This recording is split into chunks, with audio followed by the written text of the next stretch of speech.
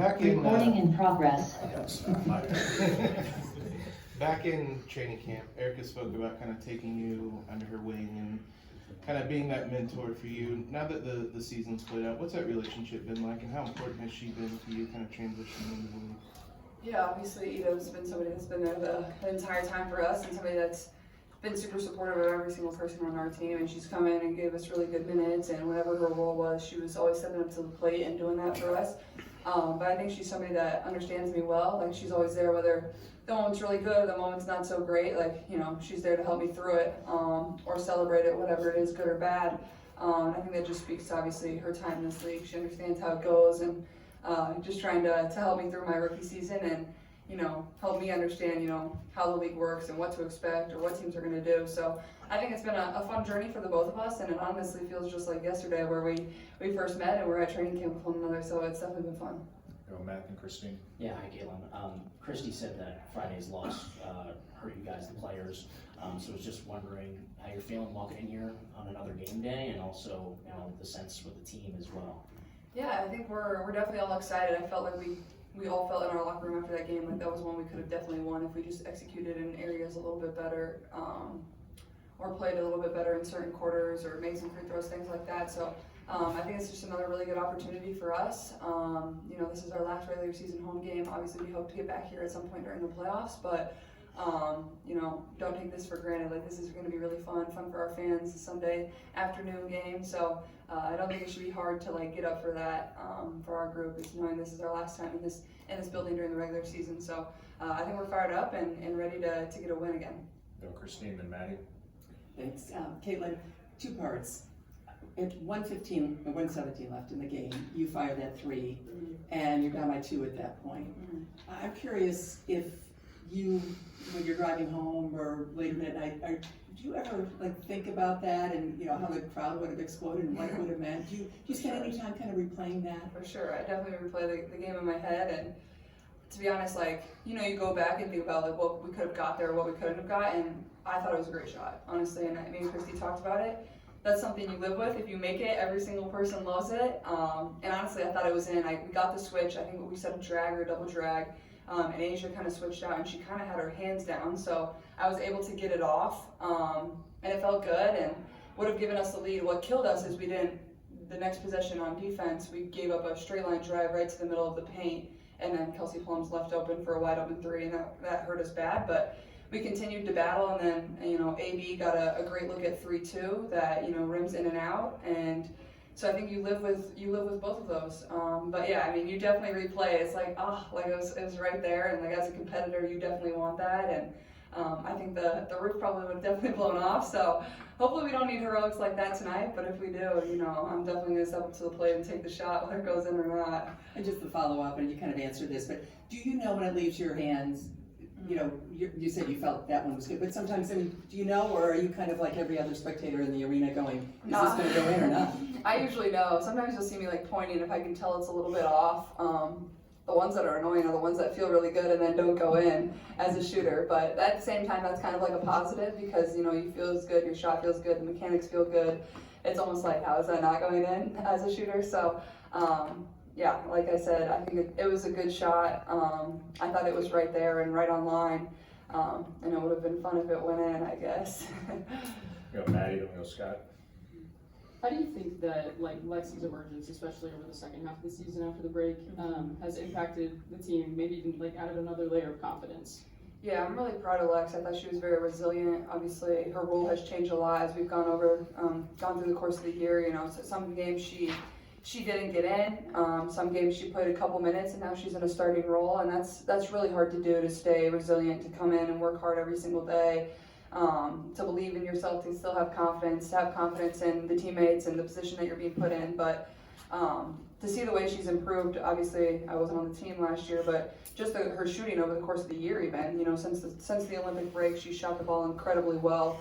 And that has added a whole nother dynamic for our team and another thing that the other team has to scout for. So I'm really proud of her in that regard, and that's definitely hard to do considering she has the toughest matchup every single night, and she just makes so many plays that, you know, get us one more possession, or, you know, she gets her hand on a deflection here and there that, you know, can be a huge turn in the game for us. So she just works so hard. I'm super proud of her. I'm happy for her because, like I said, like it was definitely a tough position to be in, and she just continued to put her head down and come to work every single day, and it certainly paid off.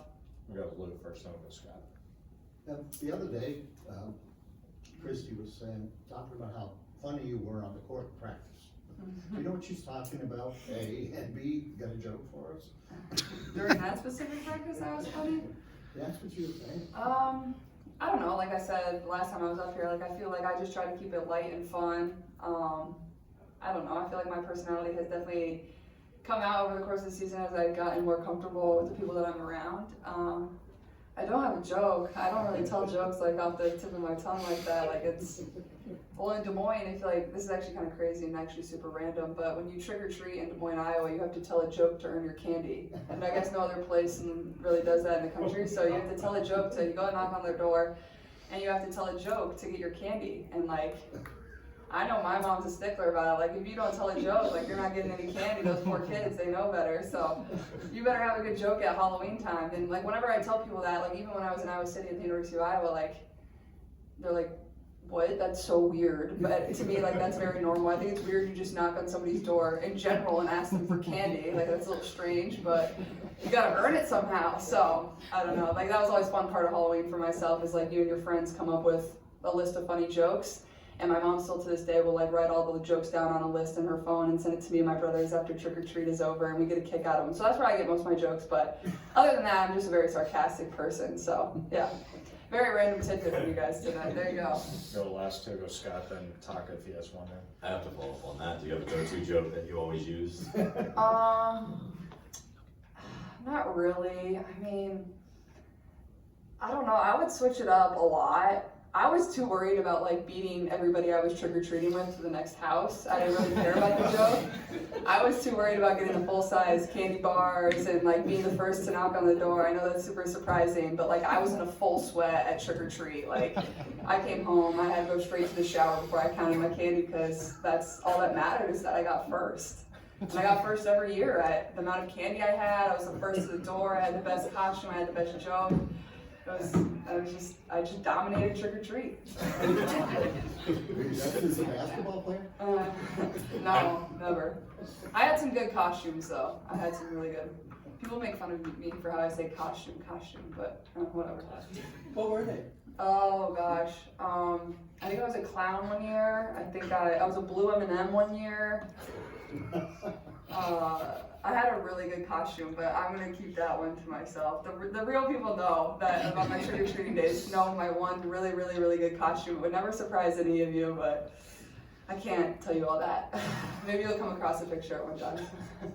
Caitlin, on your drive in and on your drive out, can you kind of describe what you see as you've helped really transform this city, and maybe what goes through your mind before and after each game in that respect? Yeah, honestly, like, it's one of my favorite parts of the day, to be honest. Like, I drive here, it's 2 minutes from where I live, and like, there's always like so many people on the side of the roads that have my jersey on or have people with Fever gear on. And I was driving here versus the Aces the other day, and there was this dad and a young girl, and I looked out the window and it just made me smile because that was literally me just like a short time ago. And that's something that, like, I don't know, I think it's just very refreshing and like humbling and something you're really grateful for. Like, don't take those little things for granted. And it's cool to see how far I've come, and it puts everything into perspective for myself too. So, you know, I know a lot of people camp out when I leave. I never stop, so I'm sorry, but I usually try to get home. It's been a long day, but I really appreciate all the support. And it's definitely cool. Like, people don't even know I'm driving by, and they're in my jerseys and stuff, and that's never anything that I take for granted, so I'm just really grateful. Taco, last one. Hi, Caitlin. Last game of the regular season, and you talked a little bit about, sorry, can we go slower? Accent. With your, like, just the growth, you talked about growing more comfortable being yourself. When you think about where you've come from that first game of the season to now, how, is there like a sense of pride for you in terms of like, you're feeling more comfortable, you're able to be just, I don't know if you're able to be fully yourself now, or, yeah, just, how do you feel about that in yourself, for your growth? Yeah, I feel like there's definitely a sense of comfort. Like, you know, when I first come into this league, it's like you're starting a new chapter of your life and you feel like there's lots still to prove. I still feel that obviously now, but you know, you never know how it's going to go coming into this league. Like, it's such a dominant league, and expectations are really high, and you know, I feel that too. And so I think it just took me a few seconds to get comfortable and to find my way and to find how I was going to be successful in this league. And I feel like I've done a good job of that over the course of the year. I feel like from game to game, I've continued to grow and continue to find myself.